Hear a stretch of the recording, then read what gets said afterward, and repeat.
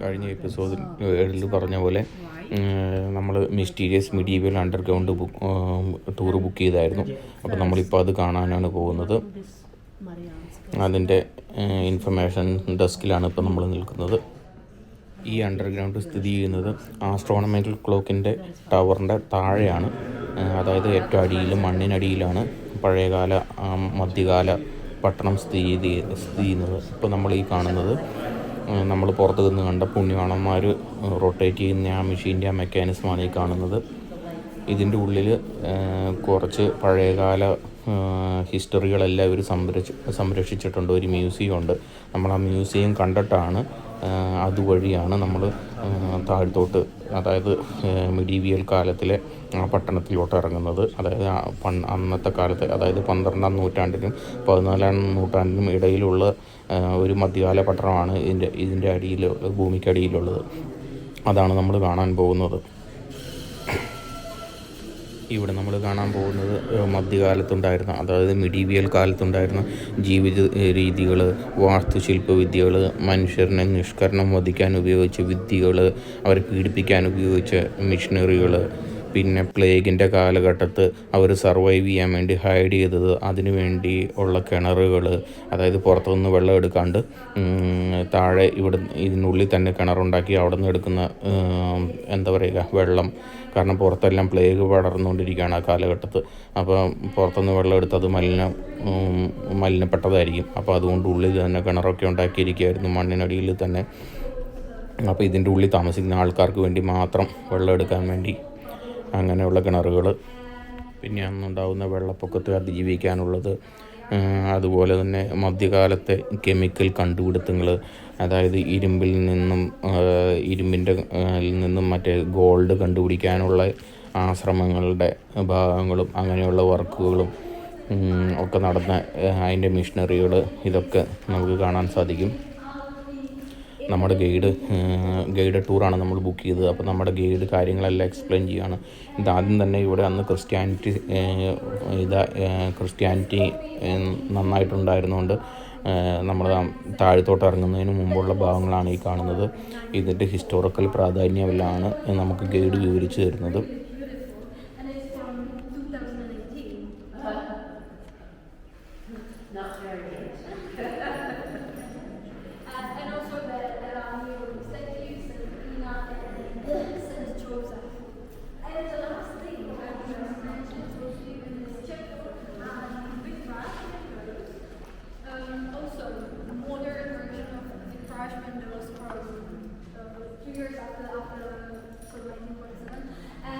They are not just an abstract collage of colors, how it really looks like only colors, which is 2 years after the end of the 30 Years' War. I don't know if you've ever heard about this, but the final battles of the 30 Years' War took place actually in Prague. And this was filmed as a symbol of gratitude to Virgin Mary for protection of the Czech citizens against, they were fighting against the Swedish troops in 1648. Well, this column stood on the Old Town Square next to the Old Town Hall for 3 centuries until the year of 1918. This year is quite important for Czech citizens because that's the year when Czechoslovakia was created and also when Austro-Hungarian monarchy fell apart. Czech citizens felt like this was definitely a symbol of Austro-Hungarian monarchy, I don't know why, and they destroyed it. They completely destroyed this column and there was nothing for a whole century on the square until the year 2020. 2 years ago they build a copy of this original Baroque column. യൂറോപ്പിലെ ഏത് ചരിത്ര നഗരത്തിൽ ചെന്നാലും ഇതുപോലെയുള്ള സ്ഥലങ്ങൾ നമുക്ക് കാണാൻ, നമുക്ക് ടിക്കറ്റ് എടുത്ത് ഗൈഡ് ടൂറുകൾ ബുക്ക് ചെയ്യാം. ഇതിൻ്റെ ഏറ്റവും വലിയ ഗുണം എന്ന് പറഞ്ഞു കഴിഞ്ഞാൽ ഇതുപോലെയുള്ള ഗൈഡുകൾ നമുക്ക് എല്ലാ കാര്യങ്ങളും എക്സ്പ്ലെയിൻ ചെയ്തു തരും.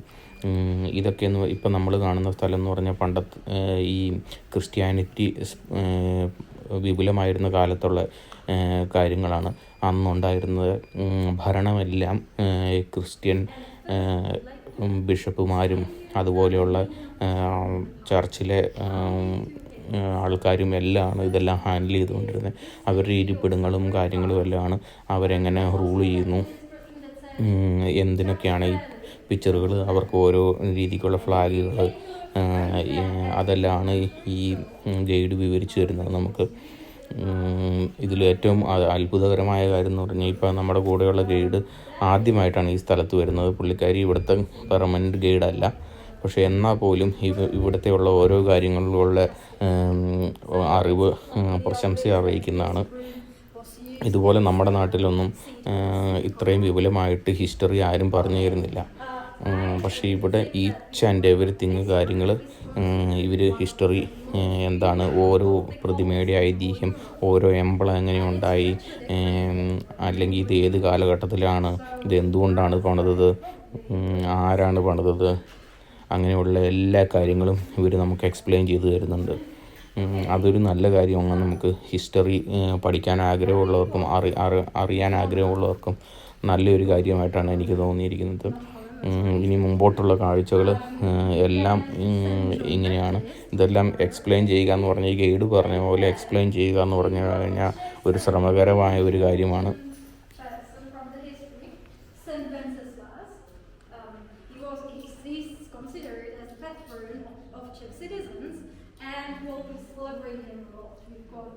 National holiday on the day of his death. There is St. Vincent Square with his statue, there's a statue on the Chalice Bridge in Vishera, and many places. And the last one is St. Ludmila.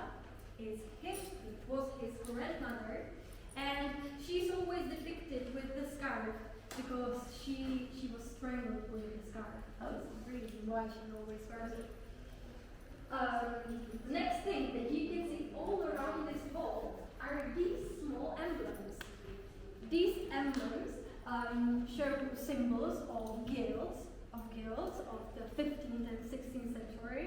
And well, I'm not really into heraldry, so I don't really know reading all of them. I know just some of them. So, for example, we've got the 3 white flowers. This was a symbol of gardeners. Then, for example, the dog, symbol of hunters. Also, St. Wenceslas again, because St. Wenceslas is sometimes considered a patron of winemakers, pretzel for bakers, and Adam and Eve. This is based on the Bible, on the story that Adam was made by God from clay, so this belonged to potters. For example, fishes, 3 fishes for fishers, and the ship that was the symbol of traders. Okay, and also on the walls we've got the bigger emblems. We've got 2 smalls in entrance portals. You can see them, they say. These were the original versions of the emblem of the old town, and the bigger ones, they show the evolution of the emblem of the old town. So right there we've got the Gothic one, version from the 15th century. They added two-tailed lion, and this is the last one from the 1928. This one is really similar to the current one. The only thing that the current one is missing is if you take a look at the upper two-tailed lion, he's wearing this small emblem, and that's the symbol of Slovakia, not the Slovak Republic, not Czech Republic, so that's the only thing that's missing. അതിശയിപ്പിക്കുന്ന വാസ്തുവിദ്യയാണ്. ഇപ്പോൾ ഈ റൂഫിൽ കാണുന്ന pictures തന്നെ എല്ലാം വ്യത്യാസമാണ്. കാണുമ്പോൾ ഒരുപോലെ തോന്നുമെങ്കിൽ പോലും ഓരോ പടങ്ങളും വ്യത്യാസമാണ്.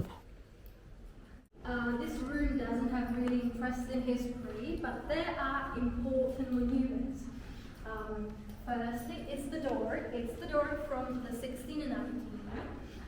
In the upper part, you can see again the Roman goddess Justice.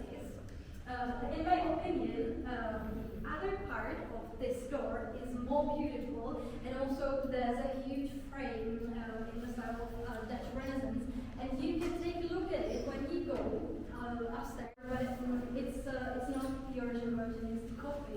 It's already a copy, so you can compare these two doors. Okay, finally, assembly hall. ഇപ്പം നമ്മൾ എത്തിയിരിക്കുന്നത് അന്നത്തെ ഒരു അസംബ്ലി ഹാളിലാണ്. ആ ചെയറുകൾ കാണുമ്പോൾ അറിയാം ഓരോരുത്തർക്കുള്ള പൊസിഷന്, അതിന് വരുന്ന കമ്മിറ്റി മെമ്പേഴ്സിന് ഇരിക്കാനുള്ളത്. അതുപോലെ രണ്ട് സൈഡിലും അന്നത്തെ പിക്ചേഴ്സ് കൊടുത്തിരിക്കുകയാണ്. ഒരു ഭിത്തി നിറയെ ഉണ്ട് ആ പിക്ചറുകൾ. ഓരോ പിക്ചറും 600 കിലോഗ്രാമോളം തൂക്കമുള്ള പിക്ചറുകളാണ്. അത്ര വലിപ്പമുണ്ട് ആ പിക്ചറിന്. അതാണ് ഈ പിക്ചറിൻ്റെ പ്രാധാന്യവും.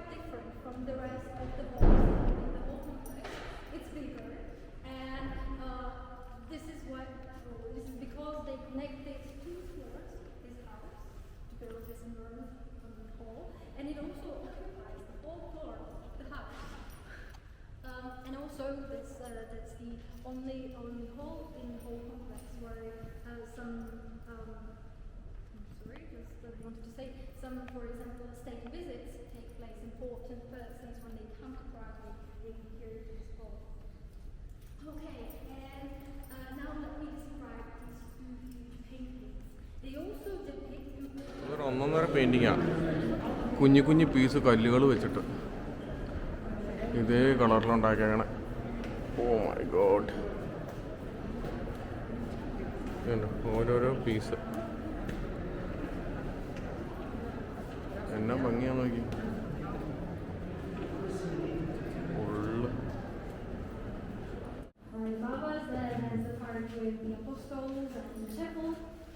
And this room, it is thought that this room served as the chapel in the past, and then it was transformed into the dormitory room. There are just a few things, it's the first thing are the statues of all 4 Czech saints. You've already seen 2 of them, Saint Wenceslas and also Saint Ludmila. And the other 2 are Saint Vitus and Saint Albert. These statues are not the original version of themselves. The original versions can be found on the facade of the old town hall, and I won't tell you where specifically. അങ്ങനെ നമ്മൾ 12-ാം നൂറ്റാണ്ടിലുണ്ടായിരുന്ന ഒരു പട്ടണത്തിൻ്റെ നിലവിലുള്ള ഏതാനും ഇറങ്ങിയാണ്. ഇവിടുന്ന് അങ്ങോട്ടുള്ളത് മൊത്തം ഇനി 12-ാം നൂറ്റാണ്ടിലും 14-ാം നൂറ്റാണ്ടിലും ഇടയിലുണ്ടാക്കിയ കാര്യങ്ങളാണ്. അന്നത്തെ ഞാൻ മുമ്പ് പറഞ്ഞ പോലെ അന്നത്തെ ജീവിത രീതികളും അതുപോലെ തന്നെ അന്നത്തെ ഓരോരോ എന്താ പറയുക വാസ്തുശില്പവും അന്ന് ഉപയോഗിച്ച ടൂൾസും എല്ലാമാണ് ഇനി കാണുന്നത്. മിക്ക ഡോറുകളും വളരെ ചെറുതാണ്, നമ്മൾ കുനിഞ്ഞ് വേണം കടന്നു പോകാൻ. അതുപോലെ എല്ലാം കല്ല് വെച്ച് പണിത ഭിത്തികളാണ്. ഫ്ലോറാണെങ്കിലും എല്ലാം കല്ല് നിരത്തിയിരിക്കുകയാണ് ഈ കാണുന്നത് പോലെ. ഇത് കിണറുണ്ട് കേട്ടോ, പൈസ ഇട്ടേക്കണോ? കിണറ്റിൽ പൈസ ഇട്ടേക്കണോ? അമ്മ ഇതൊക്കെ ആ സമയത്ത് ഉണ്ടാക്കി ഇത്രയൊക്കെ തൂക്കിക്കൊല്ലുന്ന സ്ഥലമാണോ ഇത്? അല്ലേ, തല വെട്ടണ പോലെ ഉണ്ട് അല്ലേ? അതെ അതെ, തല വെട്ടണ സ്ഥലം. അതെ, ആ സാധനത്തിൽ വെച്ച് 2 കയ്യും അതിൻ്റെ ഇത് കയറ്റി വെച്ച് ഞാൻ സാധനം കണ്ടില്ലേ?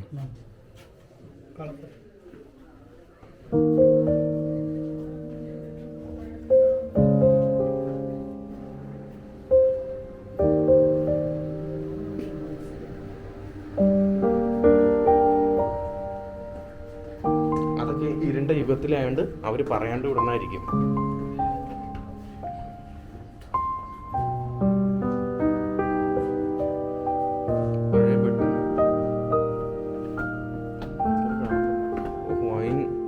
കെട്ടി വെക്കണേ നിങ്ങൾ എങ്ങോട്ടാ പോയേ? നിങ്ങൾ പോരേന്ന് പറഞ്ഞേ, ഇത് ഏത് വഴിയാന്ന് അറിയണ്ടേ?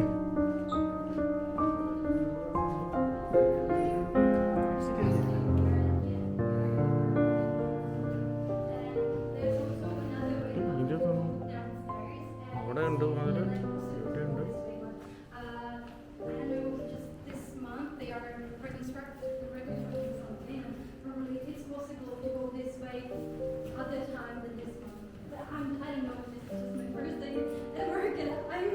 Oh, you don't know how to walk here? No. There were problems with floods many floods caused by the river flood. So Czech citizens decided to increase the level, which means the ground floors of family house became cellars, and the first floors became lockers. And also, interesting fact is that during medieval ages, the ground floor of family house wasn't used by the family. It wasn't where the living room. It was usually space for the store. They sell things there.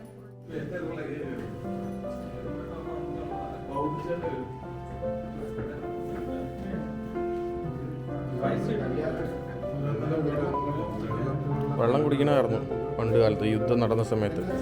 ഇത് പണ്ടത്തെ കിണറാണ് യുദ്ധം നടന്ന സമയത്ത്. ഇതിൻ്റെ അകത്ത് ബാക്കി എല്ലായിടത്തും ഡെഡ് ബോഡീസൊക്കെയാണ്. ഇതിപ്പോൾ ഈ വീടിൻ്റെ ഉള്ളിൽ ആയതുകൊണ്ട് നല്ല ക്ലിയർ വാട്ടർ ആയിരിക്കും എന്നാണ് പുള്ളിക്കാരി പറഞ്ഞത്.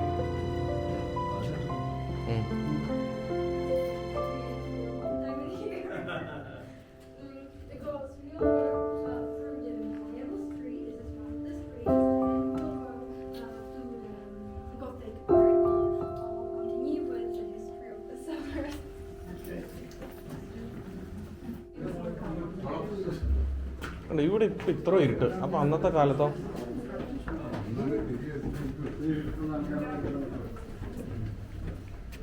1300-കളിലൊക്കെ തിരി കണ്ടുപിടിച്ചിട്ടുണ്ടോ?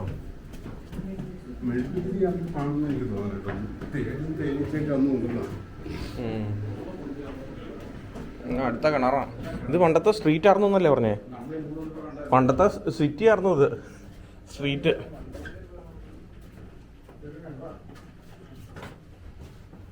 ഇവിടെ ആൾക്കാരെ കൊല്ലണ സ്ഥലം വേറെ ഉണ്ടേ. അവിടെ എന്തോ കിണർ പോലെ എന്തോ ഒരു സംഭവം. അത് കിണറാ. ഇന്ത്യത്തെ വെള്ളം കോരിക്കൊണ്ടിരുന്നേ.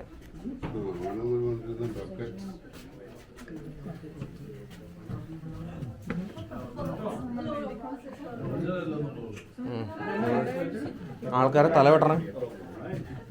ആ ഇത് കണ്ടില്ലേ? ഇതിൻ്റെ അകത്തോട്ട് തല, ഇതിൻ്റെ അകത്ത് 2 കൈ വെക്കും. തല കോടാലി കണ്ടില്ലേ?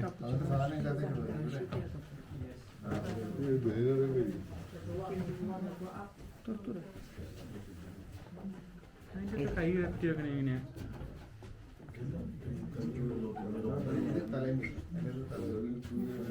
അത് മനസ്സിലായി. പക്ഷെ ആ ഫ്രണ്ടിലത്തെ 2 ഹോൾ എന്തിനാ? Okay, so this is the Gothic part, and you know I've talked about the foundation of the old town hall in 1338, and right after this year, all the cellars became prison. They did. There were prisoners kept in there, and the worst ones were in the wells. But one of these prisoners were quite more famous than the rest of them.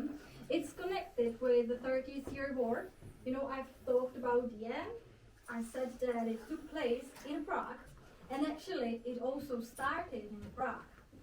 The 30 Years War was war between Protestants and Catholics, and during these ages on the ഇവിടെ ഉണ്ടായിരുന്ന ചില prisoners ഇടയ്ക്ക് റിലീസായി.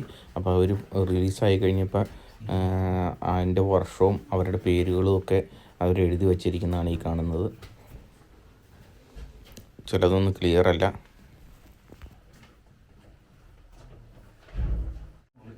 ഇപ്പോൾ നമ്മൾ നിൽക്കുന്നത് അന്നത്തെ കാലത്തെ ഒരു അടുക്കളയിലാണ്. അടുക്കളയോട് ചേർന്ന് തന്നെയാണ് കിണറുള്ളത്. ഈ ആൾക്കാരെല്ലാം പോയി നോക്കുന്നത് കിണറിലോടാണ്. ആ കിണറിൻ്റെ അടിഭാഗം കാണാൻ വേണ്ടി മുകളിലൊരു ഗ്ലാസ് വെച്ചിട്ടുണ്ട്.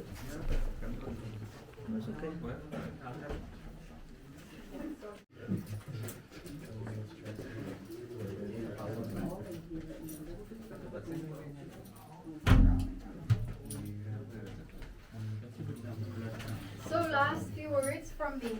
Thank you for your attention and enjoy your day in Prague. Go drink some beer, and before leaving, just please take a look at the ceiling of the ഈ കിണറിൻ്റെ സൈഡെല്ലാം കല്ലുകൾ വെട്ടി മിനുക്കി കെട്ടിക്കയറ്റിയിരിക്കുകയാണ്. ഇത് നിങ്ങൾക്ക് കാണാം. ഇതുണ്ട് അതിൻ്റെ സൈഡുകളെല്ലാം. അതിൽ നിന്ന് പണ്ടത്തെ നമ്മുടെ നാട്ടിലുള്ള പോലെ കിണറിൻ്റെ പോലെ ഒരു ചെറിയ കിളിവാതിൽ പോലെ വെള്ളം കോരാൻ സ്ഥലമുണ്ട്. അങ്ങനെ മിഡീവിയൽ ടൗണിൻ്റെ കാഴ്ചകളിലൂടെ അവസാനിക്കുകയാണ്. ഇനി അടുത്ത എപ്പിസോഡിൽ നിങ്ങൾക്ക് പ്രാഗിൻ്റെ കൂടുതൽ കാഴ്ചകൾ കാണാം. വെയിറ്റ് ചെയ്യുക.